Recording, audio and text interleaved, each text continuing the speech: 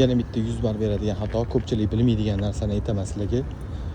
Misol uchun mana mashinada kelyapsizlar, chorrahadan buyuruvchi zirak o'ngga ko'rsatyapti.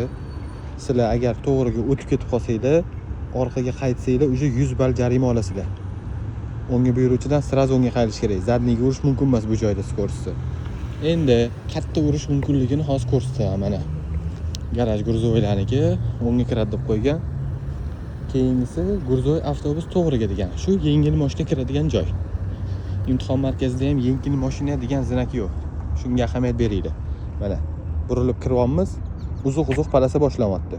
Uzuq-uzuq palasani ma'nosi kirdinglar, mashinaning orqasi o'tdi, 2 minut vaqt beradi. Kelib, tupikka to'xtatib, garajga olib kirib, olib chiqib, shu palasadan o'tguninglarcha 2 minut vaqt ichida chiqib ketishingiz kerak. Mabodo mana kelib to'xtadik.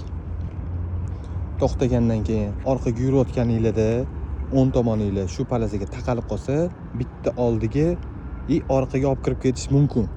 Qolgan joylarda mumkin emas. Hozir mana zadniy parkovkada mumkin bu narsa. Keyin parallelniy parkovkada ham bor. Sariq uzuq-uzuq palasa. Mana parallel parkovkaga kelyapsizlar bu yoqdan. Birinchi qatordan misol uchun keldinglar mana. Parallel parkovkaga kirmoqchisizlar. Parallel parkovkaga ichiga kirib bo'lib, mashina mana uzuq-uzuq palasaning ichiga 2 minut ichida kirib chiqib ketishingiz kerak. Mashina to'liq ichiga kirganda oldiga, orqaga yurib, oq palasani ustiga chiqarib olsanglar bo'ladi. Faqat 2 minut vaqt ichida bu narsa. Keyin 90 graduslikda bor, uzuq-uzuq palasa, iloningizda bor.